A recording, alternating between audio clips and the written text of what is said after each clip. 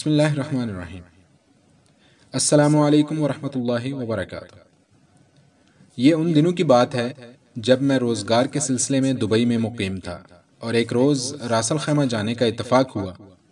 راستے میں نماز کا وقت ہوا تو ایک چھوٹی سی مسجد میں نماز کے لیے رکا۔ میری خوش بختی کہ پہلی صف میں جگہ مل گئی اور میں وہاں بیٹھ گیا۔ میرے برابر میں ایک بزرگ بیٹھے تھے جو سیاہ فام تھے۔ ان کے چہرے پر بلا کی طمانینت تھی۔ میں نے سوچ لیا کہ نماز کے بعد ان سے ضرور ملوں گا۔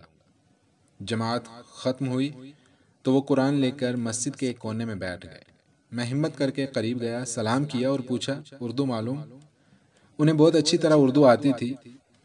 ان کا تعلق یمن کی ایک تبلیغی جماعت سے تھا۔ قصہ مختصر، بہت سی باتیں ہوئیں۔ اٹھتے وقت میں نے ان سے پوچھا کہ بڑے صاحب، دعا قبول ہونے کا کوئی بہترین طریقہ تو بتائیں۔ کہنے لگے 100% گارنٹی کے ساتھ دعا کی قبولیت کا طریقہ بتاؤں؟ میرے رونگٹے کھڑے ہو گئے۔ کہنے لگے اللہ میاں رد ہی نہیں کرتا۔ میں نے بے چین ہو کر کہا جی بسم اللہ۔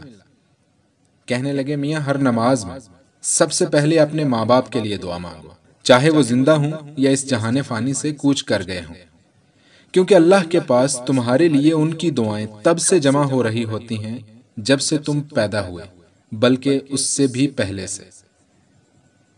کہنے لگے یہ عمل آج سے ہی کر کے دیکھو۔ سراب دیکھا ہے؟ جیسے جیسے اس کے قریب جاؤ وہ مٹتا جاتا ہے۔ دعا کے اس عمل سے تمہاری زندگی سے پریشانیاں اسی سراب کی طرح مٹتی جائیں گی انشاءاللہ۔ یہ بات مجھ تک ایک تحریر کی صورت میں پہنچی۔ بات دل کو لگی، سوچا آپ کے ساتھ بھی شیئر کر دوں۔